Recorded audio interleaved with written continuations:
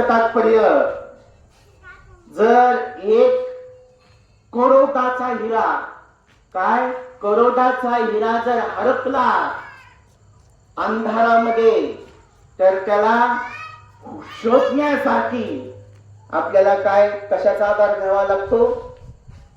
कशाचा? मेणबत्तीचा. मेणबत्तीची किंमत काय आहे? त्या मेणबत्तीची किंमत आहे फक्त रुपया. 1 रुपयाला मेणबत्ती भेटते. पण करोड रुपयाचं जी हिरा आहे ती शोधण्यासाठी फक्त रुपयाची मेणबत्ती लागते.